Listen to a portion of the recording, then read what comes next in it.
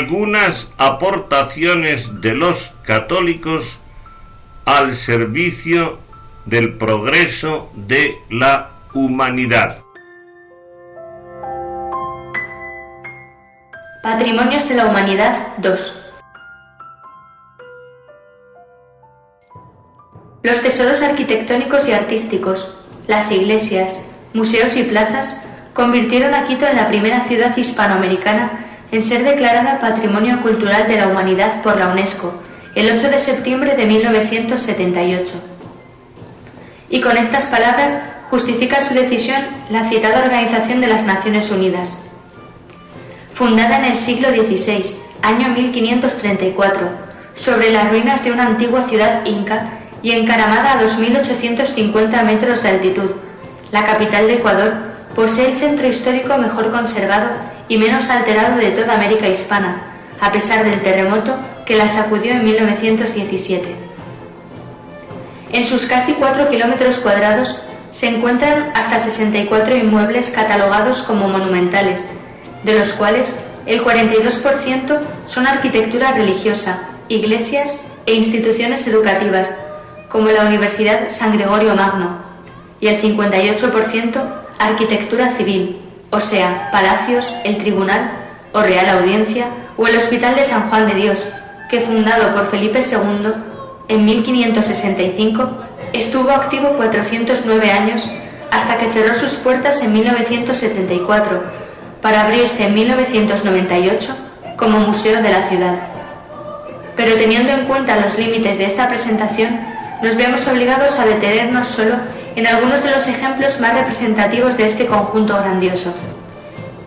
Hospital de la Santa Misericordia de Nuestro Señor Jesucristo. El historiador médico Eduardo Luna Yepes, 1922-2007, ha estudiado extensamente la historia de este centro sanitario. El hospital disponía de 2 hectáreas, con áreas específicas para cada sector de pacientes. El rey ordenó que se atendieran a los pacientes naturales de las tierras conquistadas, a los nacidos en España y también al ejército que cuidaba el territorio del actual Ecuador, entonces perteneciente al recién creado Virreinato del Perú. El hospital también funcionó como hospicio, maternidad, pediátrico, asilo de personas con enfermedades venéreas y dermatológicas. Y trabajaron en su interior herboristas, curanderos, médicos, barberos, sangradores, monjas de la caridad, enfermeros entonces llamados barchilones, por el apellido de un español caritativo que vivió en Perú en el siglo XVI, asistentes sociales y frailes. El Hospital de la Misericordia también representa la inteligente fusión que se ha fraguado a lo largo de la historia entre la medicina ancestral de los indígenas, conocedores de eficaces remedios naturales, y la ciencia desarrollada en Europa. Quizás el representante más eminente de esta tendencia a la mezcla, cruce o confluencia entre lo europeo y lo indígena en el Hospital de Quito sea el cacique indígena Pedro Leiva, al que por el testimonio de jesuita Padre Juan López se le conoce como descubridor de los efectos antipalúdicos que se alcanzaban ingiriendo dosis pulverizadas de la corteza del árbol de la quina, y a partir de ese momento la quina se convirtió en el único remedio efectivo contra el paludismo. 250 años antes de que el microbiólogo Charles Louis Alphonse Laveran descubra el parásito que causa la enfermedad. Aclaremos que el paludismo o malaria, transmitida a los humanos por algunos tipos de mosquitos, cursa con síntomas leves, como fiebre intensa, escalofríos y dolor de cabeza.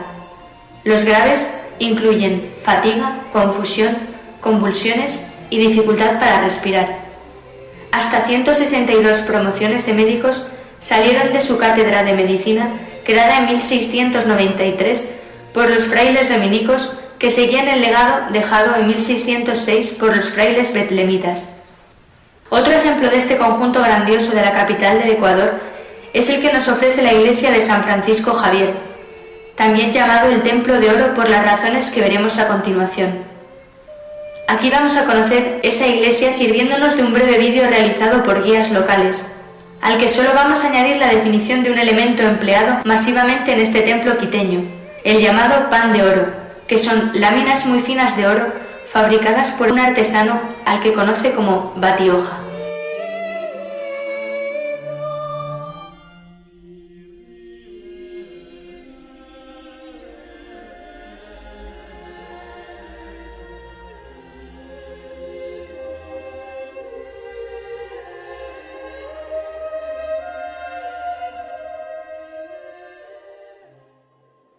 La iglesia de la Compañía es una de las edificaciones más representativas del arte religioso quiteño.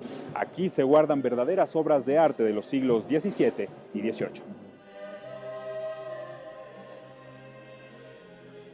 El templo de la Compañía es considerado como uno de los más importantes como tal del estilo barroco.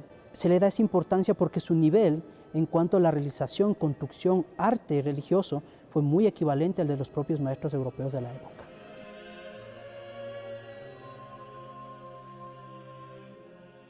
La construcción de esta iglesia estuvo a cargo de la Orden de los Sacerdotes Jesuitas.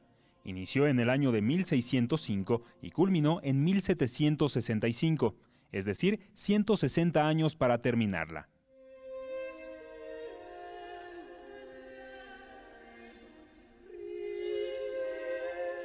En el ingreso principal, los rostros de San Pedro y San Pablo dan la bienvenida a los visitantes.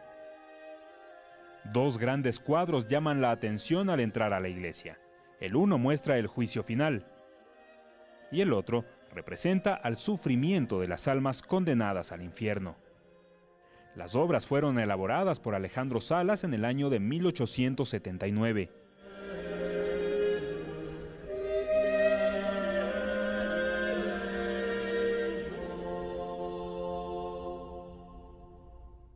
Una de sus piezas más representativas es el altar mayor, obra tallada por Jorge Vinterer, mientras que el encargado de su decoración fue Bernardo de Legarda en 1745, uno de los máximos representantes de la Escuela Quiteña de Arte.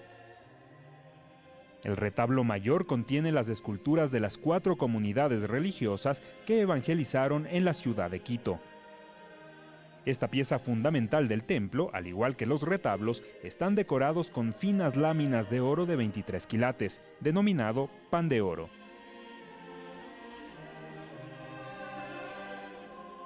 Pero la gente mucho también ha llegado a conocer emblemáticamente como la Iglesia de Oro, o el Templo Dorado que se tiene dentro de la ciudad de Quito. Aquí nosotros cuando ingresamos, o el visitante puede ingresar a este templo, nosotros les mencionamos aquí, sí pueden decir todo lo que brilla. Eso.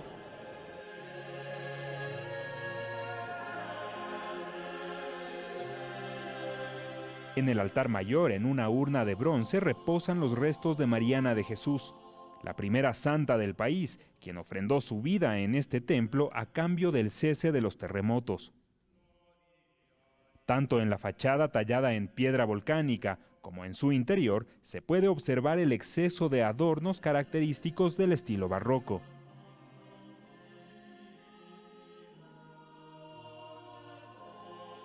Paredes, techo, el púlpito y hasta unas cuantas bancas tienen detalles cuidadosamente colocados. No hay ni un solo espacio sin decorar. Si bien es verdad, este elemento fundamental va a permitir que cumpla características especiales. En ellas, mantener todo debidamente ornamentado, decorado por exceso de ornamentos, que eso se lo puede ver en toda la infraestructura como tal. La compañía, a lo largo de su historia, ha resistido 3 terremotos. 2 de ellos afectaron gravemente la torre del campanario, por lo cual las piezas fueron desmontadas y se las exhibe en una sala junto a la sacristía. Asimismo, en enero de 1996 se produjo un incendio que afectó el retablo de San Francisco de Javier. Ahora, las llamas que llegan a afectar las 3/4 partes, como tenemos por conocimiento de este espacio, claro, al irse consumiendo poco a poco la madera, el humo que buscaba por dónde salir llegó a tener un desfogue o una especie de efecto chimenea que llegó a darse por la cúpula principal o la cúpula del crucero. Pero la evidencia de que este incendio que llegó a ocurrir está enfocado en el angelito negro que está en ese sector. La belleza de esta obra arquitectónica llama la atención de los turistas que visitan el templo. Cuando uno ingresa se queda sin aliento por los detalles, tantas imágenes y la religiosidad que se siente aquí.